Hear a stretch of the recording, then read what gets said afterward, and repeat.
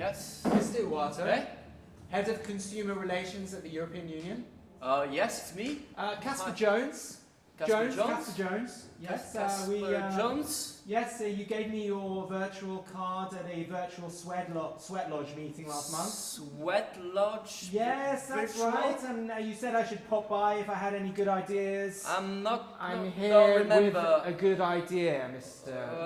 I don't remember. Well, I'm very busy. I'm very busy. It's just going to take 5 minutes of your time, Okay. and it's going to rock your world. Trust me. Okay, Mr. Jones, May I? really just 5 minutes because I'm super busy here. I mean, like several stuff that I need to write over there and so on. So, but yeah, I mean, like we are here to serve the citizens. So please. Well, this is about serving the citizens, Mr. Watto. Let me paint you a picture of the future. Citizenship in the European Union, available exclusively through subscription. Subscriptisanship. I took the liberty of mocking up a flyer to show you how the system would work. And it will bring us in unimaginable wealth and power. So Mr. Jones, this idea goes against everything the European Union stands for, okay? Citizenship is a right, a foundation of democracy and human rights, you know, all these kind of things that you learn in the books and the schools, and we can't turn it into a commodity. I'm sorry. My dear Mr. Uwato, democracy and human rights are already a commodity. They are only accessible by the highest bidder. And, the world nowadays, it's no longer about lofty ideals. It's about profit and control. And we can be at the forefront of this brave new world. Profit and control? How do you envision this working, Mr. Jones? So, Mr. Uwato, we envisage several tiers of access, tiers of subscription. For the basic user, you would have access to education, rudimentary healthcare, and as you move up the chain, you get access to Europe's most beautiful parks. We can restrict people viewing iconic architecture like the Colosseum in Rome. And imagine even the freshest air produced in Europe's mountainous regions like Skopje Luka, Slovenia, that would be restricted to only the diamond subscribers. Mr. Jones, do you want a puff of fresh air, maybe? It's clean air. Oh, that's very good. Is that from Tyrol? No, that's from Iceland. Like the last glacier that is still like standing over there, I get it shipped every week. Oh, excellent taste. It's good, isn't it? Yeah? Excellent. Okay, but what do you mean? Privileges? I mean, like this I don't understand. Mr. Uwato, the world has already gone down the path of commoditization. We no longer own music, we pay to listen to it. We no longer own cars, we pay to use them. We pay to move around. We're already renting the luxuries of our life. Why should citizenship and access to all the things that brings, why should that be any different? Okay, we need to get ahead on this while we still can. Okay, that you have a point over there, but what about our values? I mean, like the democracy, what happened to democracy? What happened to equality, for example? Well, these are still available if you choose the right subscription membership. So we'll have a tiered system with names like Diamond, Platinum, Celestial, and the higher the subscription, the more extravagant the benefits. Okay, I mean, like, what kind of benefits are we talking about? Well, Diamond subscribers would get access to teleportation to avoid borders and traffic. Platinum members could receive exclusive neural implants, giving them access to knowledge and joyful experiences. And Celestial plan could be granting immortality through advanced cloning and rejuvenation processes. Okay, this is madness. This is madness. I mean, like, this is madness. But I have to admit that we are a little bit stuck in the old way of thinking, and the European Union needs a little bit of a makeshift and so on. I mean, like several years that we are thinking about it. So you have a little bit of a point over there. I mean, like maybe it's time to adapt and try the new world. Well, that's the spirit, Mr. Uwato. Yeah. I mean, maybe we should. I mean, maybe we should move forward with that. I mean, I can't promise you anything. Of course, I need to speak with my hierarchy, and I can all I can do is like I can submit to my director general, and we can meet in a couple of weeks' time and see how we stand. Let's shape this brave new world together. I agree with you. Shall we have a little toast? Sure. I have like some. Yeah, I have like some water. What? Yeah. Oh, wow. Where did you get that? So It looks like the real stuff. that's from Scotland. Oh, wow. Yeah, the new member state.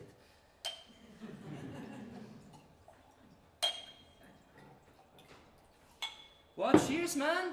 To subscription. To subscription.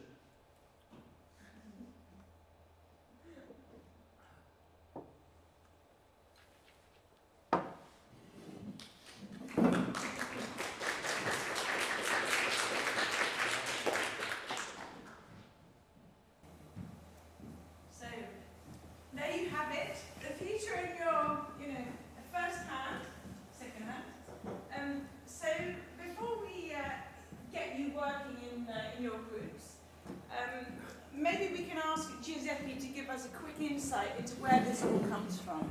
Absolutely. First of all, a little disclaimer. This dialogue was written by ChatGPT. It's not a joke. It's true. But the whole idea of the subscription is part of the book which you've been reading about if you've been buying a ticket to come to this evening, which is the handbook of global politics for the 22nd century, which is a very interesting thought experiment slash very edgy example of a very niche genre of science fiction, which is academic science fiction, which is something really in between real academic work and science fiction. Why that? I mean, the whole idea is to use science fiction as a tool, as a methodology in social sciences, especially in international relations in the regards of the topic of the book specifically, as a way for not trying to get a prediction of the future, but given the, let's say, the unpredictability of the world we live in, giving some tools by using science fiction as a methodology, first of all. The second part, which is more of a political activism kind of tool, which we are going to explore together tonight, is actually the fact that we've been a little bit stuck in the way we are thinking about the future. We've been a little bit stuck in the fact that the future is sometimes a one-way street. Sometimes we only think about the future in a certain way, which locks us in terms of the kind of political choices that we are doing in the present. So the idea is really to unlock this kind of possibilities by starting to imagine the fact that the future can be multiple and not just one directional. And that's where you come in tonight, and in the kind of conversation we want to have and work we want to do together today. Basically, trying to use the inspiration of this book. I think that Louise has more on that than me. But basically, what we are going to work is really the material that was present in the book, the different chapters, and trying to see if you can use these chapters in a playful manner, which was exactly the idea of the authors, in a very immaterial presentation of a book, because we don't have the book as such physically present, even though it's a book that has been published by a very reputable academic publisher, for two reasons. One, because I forgot it at home. But that's not the only reason. The second reason is that actually academic books are very, very expensive, and they are good for libraries and so forth, but they wouldn't be fit for an evening like that. You wouldn't like to pay 200 euros for this book. But what we offer you is actually the full experience of the kind of process that because I wrote part of the book, and the idea of the citizenship subscription is actually coming from the chapter I wrote in the book. But the whole process was a collective co-creation process together with these other academics from everywhere in the world. So you can get a little bit of a taste about the kind of process we've been getting into it, with a little bit of the hope that since we are in Brussels and a lot of us are involved in policy making in a way or another, that this can start a conversation about how to use science fiction in serious discussion when we came to discuss about policy options and future scenarios. So Right. that's pretty much what. Okay, that's the backdrop. That's the backdrop and a to little this bit of. exercise this evening. Yeah. Okay. So now it's sort of over to you. So on your tables, you're all sitting on a table where you have a theme, which is actually one of the chapters that's being dealt with in this book. And very shortly, I'm going to give you a sort of more of a description of what your world building needs to look like. So essentially, you have to project yourself into a scenario that you're going to discover inside your instruction.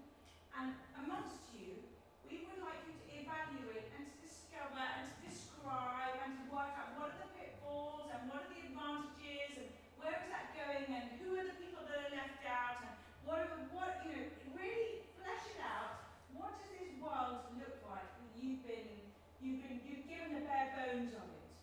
And then after you've added your ingredients, your imagination and your wants and your fears and your, all of these things are basically going to paint a picture of what that world is going to look like. So it will become a bit more apparent to you once you open your instruction and you read it. So we're going to give you 20 minutes or so to discuss around your table, get yourself a drink, get stuck in, have a think about it, and then we're going to come back to you and see how far you've got. Okay, everybody. So you've had some great time to think about the scenarios on your tables, and also think about the dialogue that you saw here. I'm Heather, by the way. Great to see you all. It's been really terrific to have this evening together to think about how sci-fi can inform our thinking about the future, and also just allow a different set of thoughts to go around the circuitry in our brains.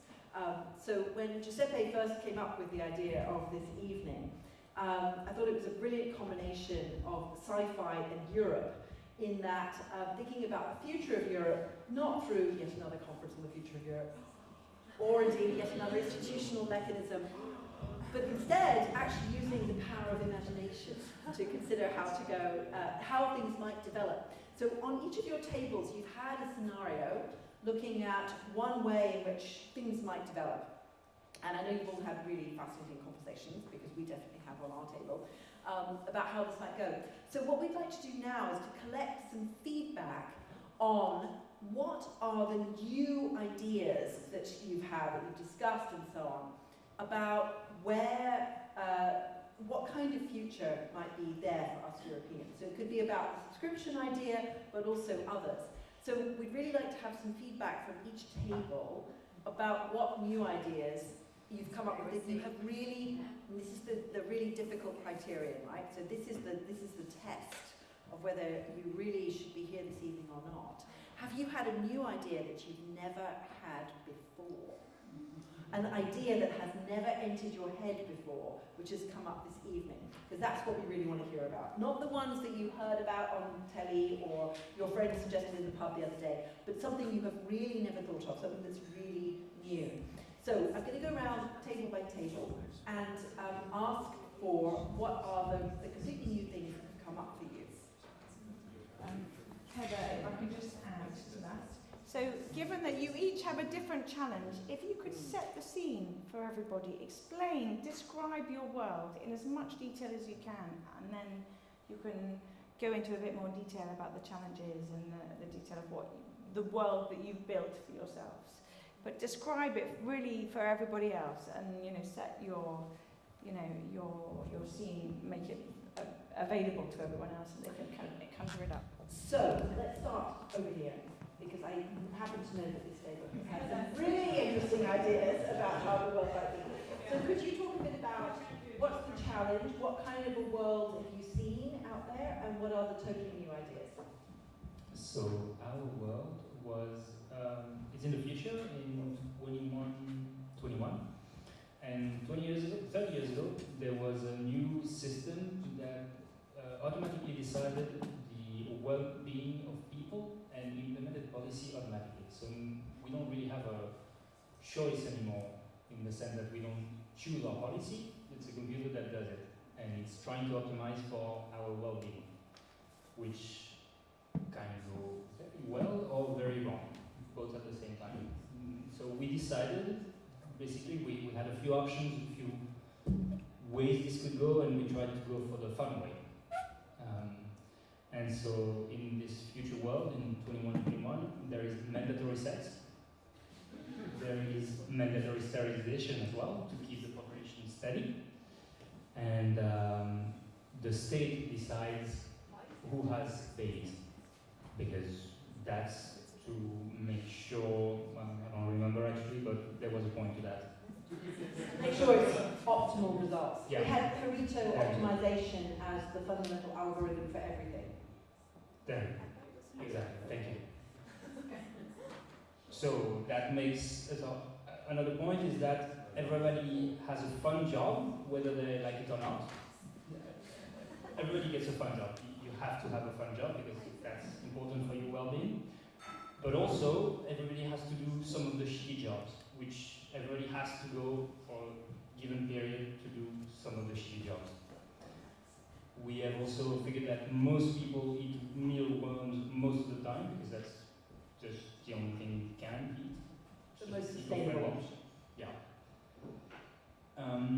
At the end of your life, which is the age of 109, because that's the life expectancy, you are obliged to commit suicide. You can do it before. You can do it before as well. If you wish. But at 109, that's it. You've had your fun. Just now you become food for the mealworms, which you were eating for the rest of your life. And and the last point was that politicians don't do anything anymore except executing the plan that the computer has come up with. So that's our world. It's both creepy and kind of fun because everybody has a fun job. That's it. And the magical section. I think in terms of the citizenship options ranking, this is actually not that low. This is below the minimum. This is not just the taste of Europe option. This is already a level above. So, not so bad. So, this table over here, would you like to tell us, what does your world look like?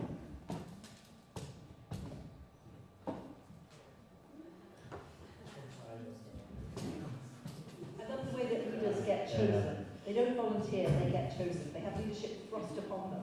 Chinese volunteer.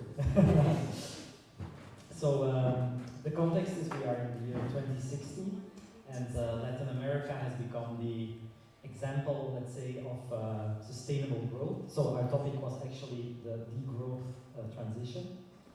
And so a few Latin American countries are being leaders now in implementing a sustainable design of society, let's say, through big infrastructure projects, tackling environmental issues, imposing ecologically benign diets on their citizens, and so on, and restoration of ecosystems. Our discussion was more about how we got there in the first place, why Latin America in 2016 is being this leader, and why not Europe, as we are all assuming, because we see ourselves a bit as the current leader, let's say, in this. So we were discussing how we got there, and one hypothesis was that something went really wrong in Europe. One possibility was that our democracies were not fit to deliver, let's say, all the targets and the green policies to make European society sustainable, because they encountered populism and basically we couldn't deliver. Whereas in Latin America, it formed some kind of alliance with China, which is more an autocratic regime where these kind of big shifts and the big policy measures that come with it could be just imposed. We also thought about the other parts of the world that the world would be divided in three big areas, let's say, Latin America, which would become the next, let's say, paradise almost, where things are going in the right direction and where everybody wants to be. But of course, because everyone wants to be there, the borders are closed, so you can only get in if you pay or if you buy your citizenship or if you're privileged in another way.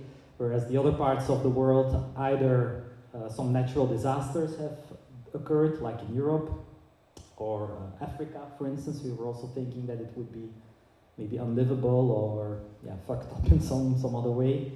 And some parts of the world could still be in the current growth logic, but have become also not really places where it's nice to live still because, I don't know, about pollution or the kinds of disasters that take place. Have I covered more or less the discussion, or So it was more about how we got there rather than how the world would look like. But okay, we've just started. Terrific. And what were the completely new ideas that you'd never thought of before? Do any of you have?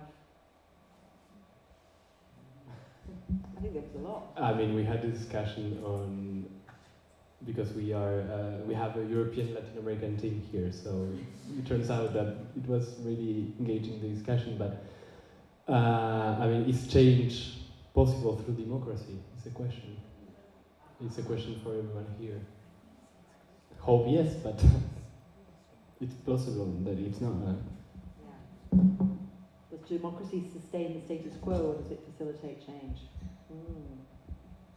Okay, thank you very much. That was really terrific. So, over here, who would like to give us a view of your vision of the future? I'm doing it because I took the notes and they're really messy. So, set our scene. We're writing from we're based in a monastery in the Alps in what was once Switzerland, after a series of nuclear exchanges has reduced the world to a radioactive ruin and triggered a nuclear winter. And we, in our monastery, one of the few surviving communities. There may be others. But anyway, we're here, and it was us on the table. So it was actually, although our scenario was only 100 years in the future, so we had a debate about how much knowledge we would still have and how much knowledge we would have completely forgotten and need to recreate. So we had some different views on the table. There was one very strongly held view that we would quickly resort to kind of, not within our community, but between communities. It would be in a very Hobbesian state. That was totally natural because there would be limited resources and quite a lot of people. So the people who fought the most would get the resources, and that would be the end of it. And that we would never manage to drag ourselves to a higher level of anything other than that basic survival.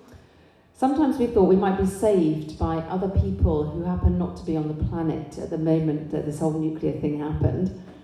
So that there could be, as it's in 100 years' time, and there is a big space race going on at the moment, so maybe there would be a few isolated communities.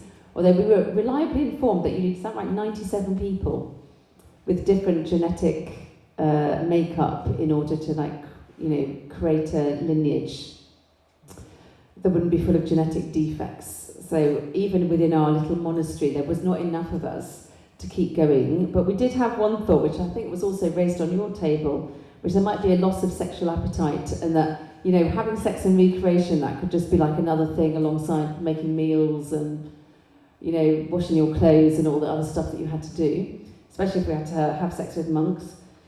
So that came to the fore.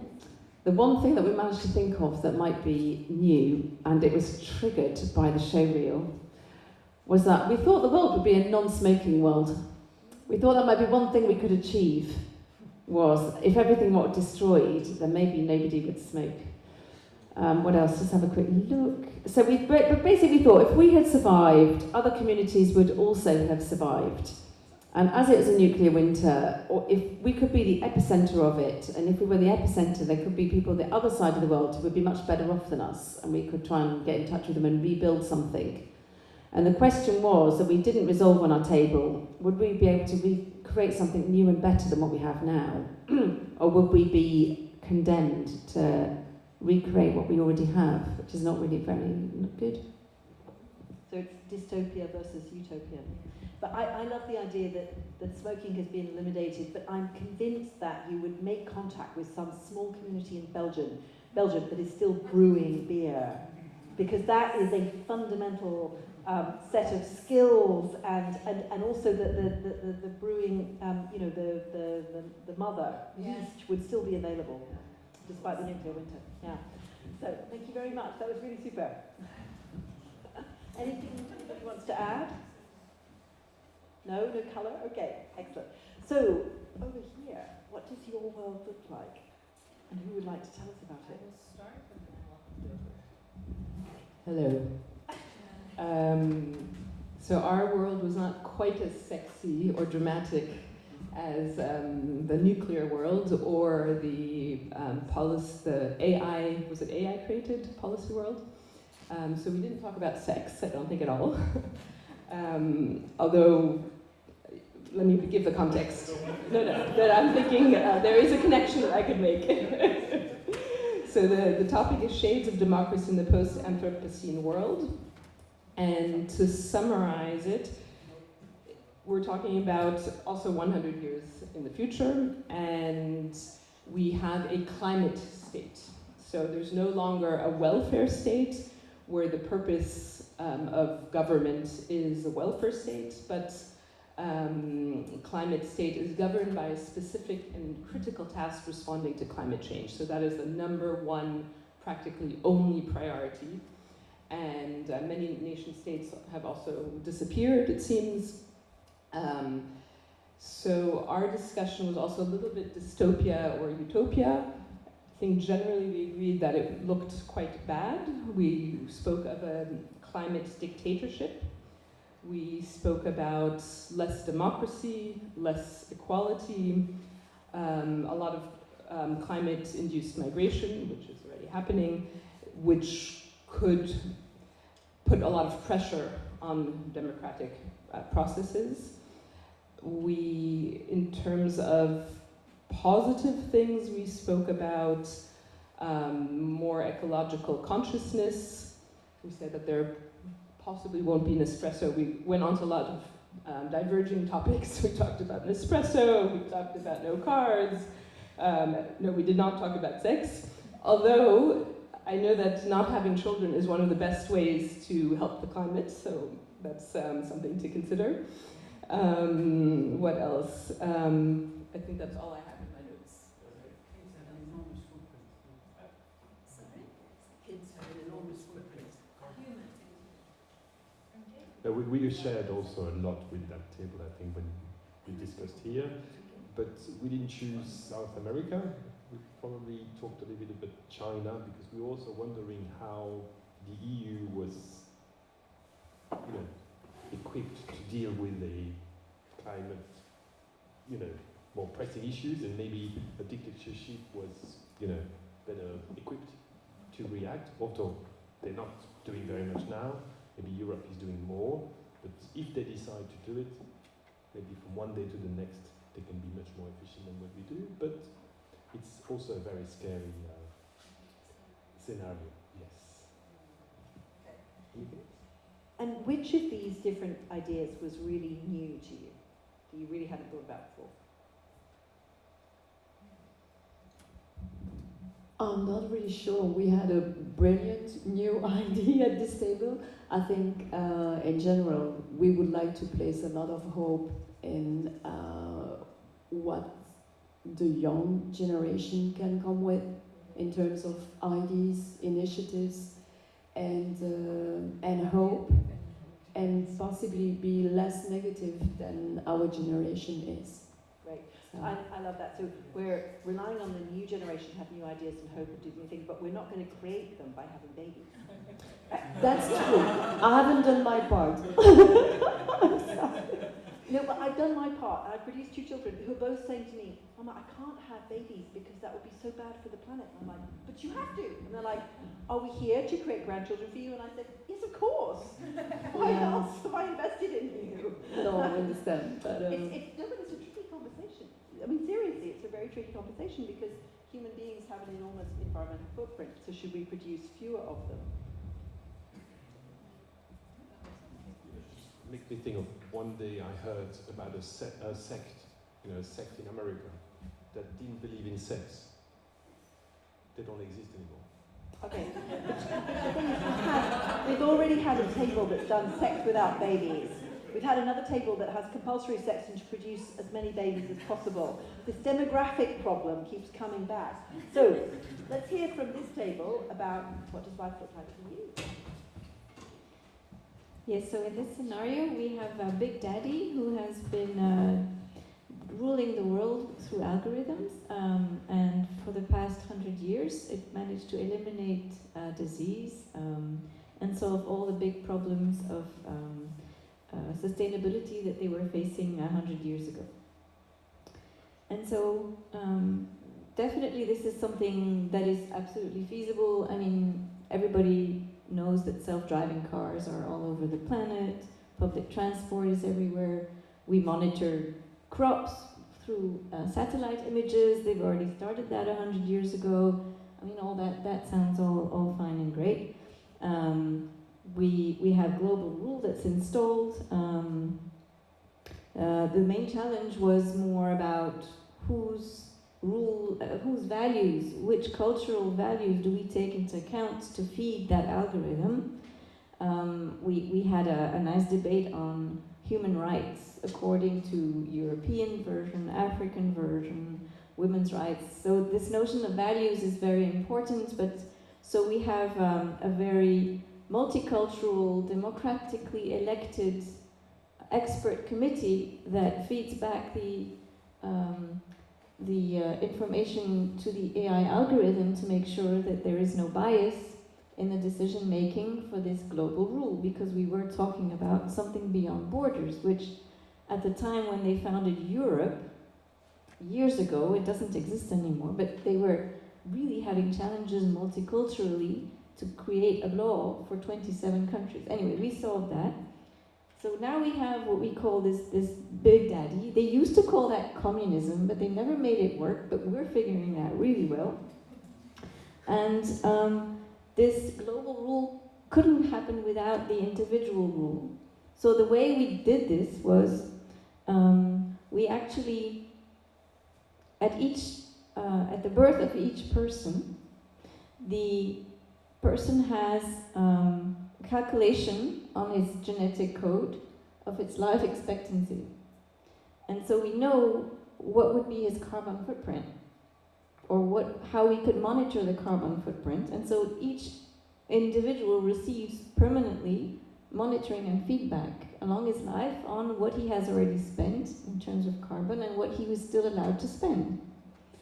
And that's how we manage, and we have really powerful computers because there's a lot of people we need to monitor permanently. It's not a live stream, but almost. And so we're managing this global rule by individual rule, actually. But it's really working quite well. We still have questions like, I mean, are individuals allowed to be ill? Right? Are they allowed to decide how long they live or how long they die? Well, currently, we're not focusing on that because it's working really well if we decide for everybody. So, yeah. And do some people actually want to get old or not? I think the big difference with 100 years ago is that 100 years ago, people didn't know when they would die, didn't know if they would be ill. So there's huge progress today. Because now everybody is born and then there's no surprise. You know more or less when you'll die. You know more or less which diseases you'll get. So it's a very predictable world. It's really reassuring for so many people. It's, this Big Daddy, it's the right name. It should be called Big Mommy, actually. That's where we are. Fantastic. I'm wondering whether I'm going to sign up for this level of subscription. It sounds like quite an expensive one, actually. So, what were the completely new ideas?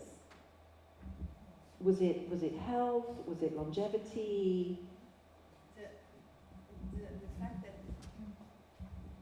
the way you just discussed, whether having children is something ethically very strong in the ecological dilemma, we realized that we could ask ourselves the same about our lives and therefore our ages. Like, isn't it super selfish to want to get old? Because if we would just all choose to die 10 years before where we would die naturally, wouldn't that be a huge solution in our carbon print?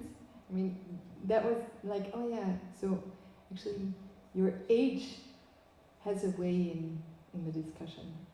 That for me was a new idea, but it wasn't very bright and hopeful. The idea that was new to me, or new, that I liked also, is we need feedback loops into this algorithm, of course.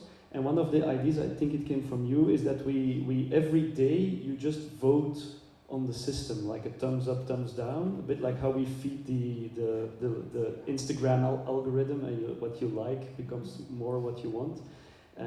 So this way, this global algorithm is feedback daily by all the citizens. And of course, I forgot to mention that we're not really proud of that, but there is on the moon and on Mars a bunch of escapees led by Elon Musk and Richard Branson, where there is no rule. And they're all fabulously wealthy, and therefore that you can buy your way out of the system. Yeah, the luxury is that you're offline. So that's the thing with the algorithm. You have to be all online. You have to be on the network. Otherwise, they cannot monitor you. They cannot keep track of your behavior. So the luxury will be, I'm offline. I'm not monitored. Yeah. So the super elite are so wealthy that they're not on the radar. Exactly. They're not on the net. They exist anymore. Yeah, they're outside the system. They live on Mars. Yeah. I remember actually Margaret Atwood, who wrote The Handmaid's Tale in 1988, I think it was, maybe even 86. She has this. She has people who are outside the system because they are so powerful that they don't need to be accounted for. So there's no media about them. Nobody knows that they're there. So yeah, fantastic. Really interesting. I hate to say this, but we have a next step.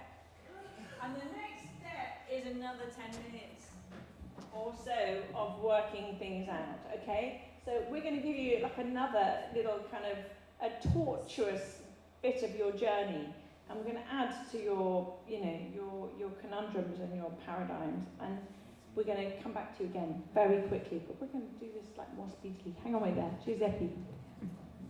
Let's be a little bit more positive. It's like a plot twist into a Netflix series. It's not like another torture for you. We love it. And it's more about policy, because that was the second part of the thing. It's about using science fiction in order to think about policy and policy making. And that's a plot twist within your world that you've been discussing so far. So it might put into discussion the things that you've been creating and crystallizing. So you might have to rediscuss some of the stuff. So good luck with that.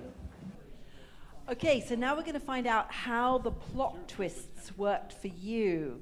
How did they change or augment your reality? You thought you were in Star Trek, and then suddenly you were in the Matrix.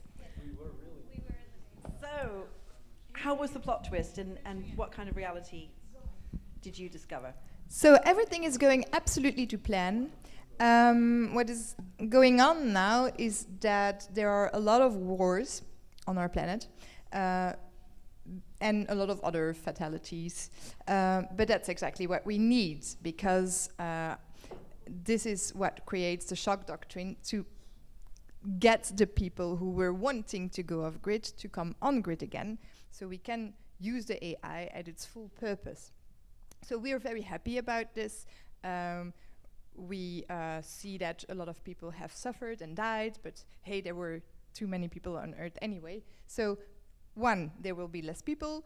2, people will be more inclined to get into our system, because that's what we want. We want the same system for everyone.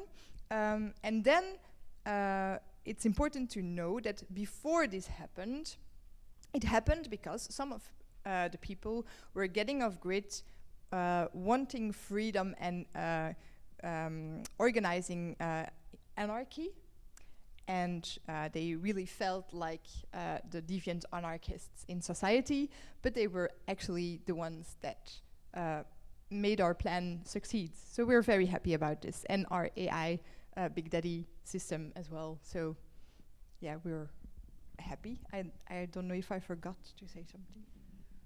Well, the thing that we were actually thinking is the goal of the algorithm is, of course, equilibrium.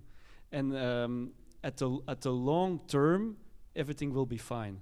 We made a bit the same as the ECB says that inflation will be 2% in the long run. This will be the same for us. In the long run, the AI is probably right. So even people that are off-grid, we simply allow them to be off-grid. It's part of the plan. And there's no sense of inequality in your world? Not in the end. Because you're all dead or you're part of the system. Yeah. So that's equality. And where is Elon Musk? He's thinking he's free. Yeah. So he is free, but freedom is part of our plan, and therefore freedom is fake. Yeah. So he's fine. He's in the system by being out of it. It's a matrix. Okay, so you're all happy, really. It was also 1984, so we were like, this is not new. Absolutely. Okay, thank you very much. I'm going to decide after all the other bids are in whether I want to live in your world or one of the others. You are living in our world already. I think that's probably true. Okay, so over here, how was your plot twist? How did it change the reality? Who wants to start? That's a question. Did we have a plot twist? Sorry. Yeah, tell us about Did we it. have a plot twist? Okay, I'll describe it. So 20 years from now, so it's not a long way, the United Nations basically closed down, couldn't survive, and most governments have no choice but to not ask for their citizens' consent anymore, no more oppositions, but just implement what's necessary to survive. Sounds quite a lot like COVID. In double COVID, yes. Small version of this already. Okay. Yeah, yeah. So yeah, we were wondering who would be the best to manage such a situation. So we were thinking corporations, that would take over, or maybe a dictator, here and there, and then would fight between each other, but or COVID. Maybe we would give that task to experts and ask them what to do, and then as an expert, I'll tell you, you should do this or that or that. And we were not sure which one we would prefer.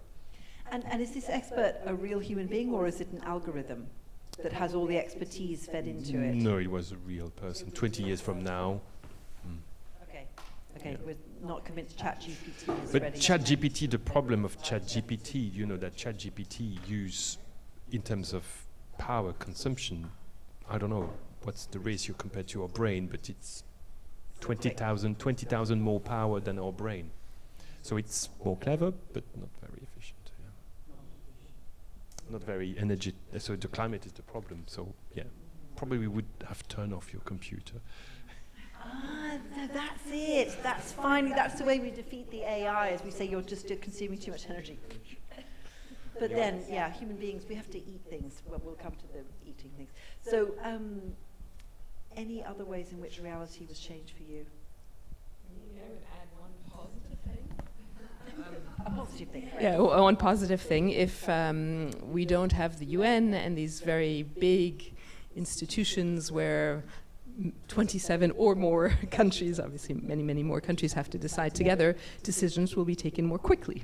So in a crisis, it might actually be better to have a dictator to simply take that quick decision. Deliberation, consultation. Yeah, okay. There we go. Thank you very much.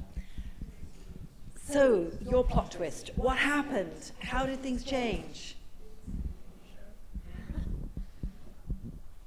Well, what we think is that it really wasn't like a plot twist. It's like it gave us more information about how we got there, which is like nuclear destruction and like the world as we know it is destroyed, basically. But then it didn't really give us new information about how we go from there. But so we fell back on the debate between how would we evolve as humans, like would we create a new world order, basically, even though there's like few of us left, or would we fall back into the patterns of like domination over one another?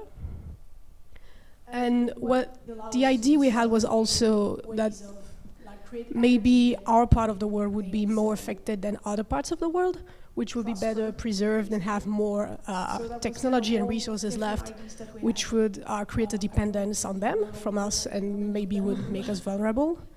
Or would it allow us to discover new ways of like create energy and create new things and what did you find that was really positive? Prosper, basically. So that was kind of all different ideas that we had. I don't really know where we landed on any of them, but yeah, I don't know. Anyone else want to add something? Right then. What did you find that was really positive about this? We didn't really find anything positive, sadly. That's okay. The world will probably fall into a dystopia, but it's an evolution, of course. So after falling into the dystopia, it was new world power dominating third world country or here communities. There would maybe be a new equilibrium found, hopefully without an AI. But yeah. Great. Thank you very much. It's very good. Okay, so over here, your plot twist. What has happened in your world?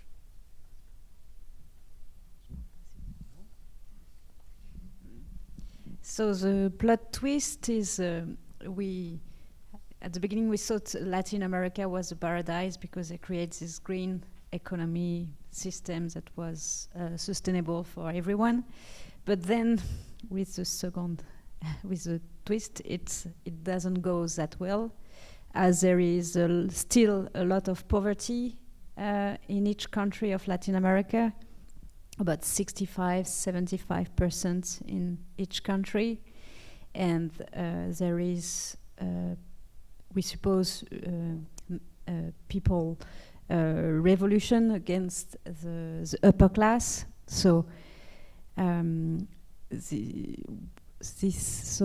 this means also that even there is this change of economy, it doesn't change directly with. There is still some poor, and it doesn't work well. So we try to find some options to see how to. At some point, the new economy will how to say that, will allow less poverty, but in between there is this transition time where we have the policies have to be made to make the change. And so one of the options we said is like to abolish money, so try and so people can have rations of food, basic needs, but then it's communism in a way, and we know it doesn't work well. We then has another idea of having some religious maybe thinking to bring people back to nature, and then so maybe some kind of shamanism. Spirits very locally, so people are maybe no more state anymore then. So maybe some hallucinogens to help along the way. Sorry? Hallucinogens to keep help. Oh yeah. Distributed widely among the population. Yeah. Okay. Yeah. Excellent. Opium for the people. And the question was like, is someone providing those to the people, or no? It's just okay, we came up with Self-organization. But then maybe as someone who comes from a country in Latin America, I would say, I mean, this is the discussion we're having. If you go to my capital city, you go any coffee there and you start engaging with young people there, this is the conversation right now. Should we take a degrowth path, or should we take advantage of the urgencies of Europe and North America and be again the providers of lithium right now? I mean, and it's what's making discussions around leftist movements. So it's not the future, it's right now. In Latin America, it's happening right now. Like, who are we? And what's our perspective of the future? We might be again the same ones that we were in the past. Are we being assigned a role in a system, or do we wish to have a different path and a different system? Yeah, and then the question of, we were thinking, okay, maybe we need to think about universal basic income, but how we finance it? China? Europe and the States? Who will shape another financial architecture system? I mean, I think it's not up to us Latin Americans to think about those questions, but we hope that the ones that had a good life before can help us there too, and shape the world with us, if you want so. Exactly, and the new power that comes with the growing value of resources, of particular critical raw materials, how to use that power. Do we wish to rejoin the colonial system or have a different kind of system? Yeah, very interesting. Wow, fantastic, great. Wow, every table's been completely different. It's amazing, it's so interesting. But interesting how the dystopian visions, I think, so much reflect the anxieties of today. Our anxieties about how we might live in the future, about AI, about longevity, about health, but also about social welfare, and also whether we humans can really live together in harmony or not. So, last table, the plot twist on, this was all about well-being originally. Is it still about well-being, or is it about bad being? Absolutely, it's a well-being table. Sure. To present you the plot twist, I want to come a step back and just present you the original plot on policy making. Because this was this algorithm that was UN Corp quantum mechanism that put a global Pareto optimization. So the best things that we can do, it will be the best for all of us, or the majority of us. Because in a good 100 years, there are only 7 billion people that are all global citizens living on this planet. So there are 3 billion missing somehow from that number. But that was the optimization that the algorithm did. And when we got the plot twist, we decided that basically it was what we already discussed about the disadvantages of technocratic algorithm decisions that is biased towards people who made it. So then we added some more plot twists. First one we borrowed from your table. It was on the, before the policy was made through the algorithm, and it was the policy because it was the best for everybody. But then it took each individual by this metric or integrated system that was constantly monitoring the levels of endorphins and adrenaline and sleep levels and everything, and fed it back to the algorithm and change the policy decisions based on basically the global population was feeding back into the algorithm, and the algorithm was then dealing with the crisis, with the red lights that it saw, and so on and so on. Then we added another plot twist. It went a step further. Basically, there was no algorithm. We are the algorithm. It's an organic computer that covers and it consists of all the population that is globally for the well-being of the people. And then comes the final plot twist. It's all God. So we move from technology to collective intelligence to the old. So we've had shamanism on this table, right? We've got a kind of monotheistic conception on this table. It might be said, actually, yeah. Whereas I think over here we could still be in polytheism in different ways. Then we've got a kind of very small, limited number of humans on that table, directly connected with God, but God is humans. So there you go. And so we've actually got, it's amazing, we've reinvented religion in this short evening, Friday. I don't think this has ever happened at Full Circle before. Oh, now there's an idea. I don't know if you heard her. That's not religion, that's God, she says.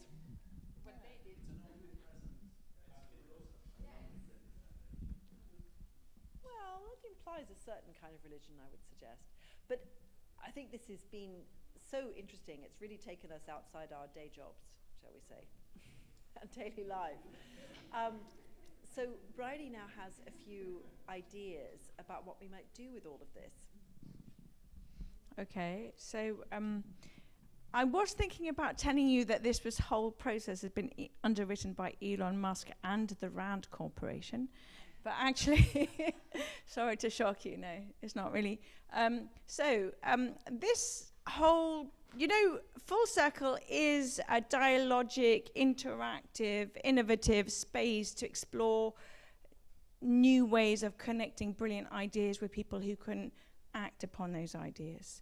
And Giuseppe from Bruegel and Heather from former Giuseppe and now New Spaces came to us, said, let's do this exercise. And Louise and I were thinking, okay, it could be really dull, or it could be actually quite fun.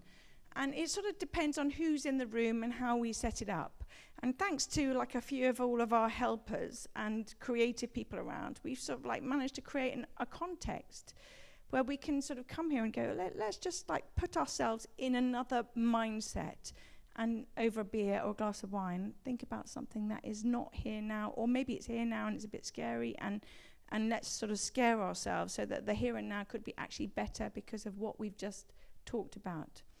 So we'll take this away, we'll think about it, but I think the thing for us is, how can we convert what we've done here this evening, which is a bit of a kind of beta exercise, into something that is very important and penetrative for the people in the room, but also for people who have actually got to take some serious decisions and are so disconnected from really real life thinking people who have their own experiences, expertise, and fears and hopes of the future. So I feel like the thing that we've just done this evening is actually something that we should reproduce in many different guises.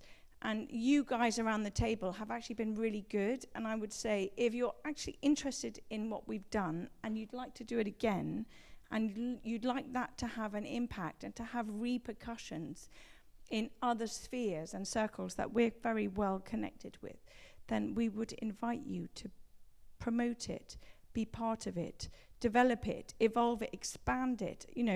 The scenarios could be deeper, richer, better. The people around the table could be broader, different, more diverse. This is like an unending thing that we could actually just start in a really unassuming and kind of, happy, enjoyable way about, that would hopefully have some sort of repercussions that would help us actually design the worlds that we're thinking about. So I invite you all to go and have another drink, right? But also to think about whether or not you want to stay part of this, and if you do, to tell us, and we'll include you in the next round of everything, in how we grow it and develop it. And otherwise, I hope you had a really lovely evening, and come back to Full Circle for something else. And thank you very much for Heather and Giuseppe and David, who's actually done a runner, and everyone else who's been part of it. Thank you.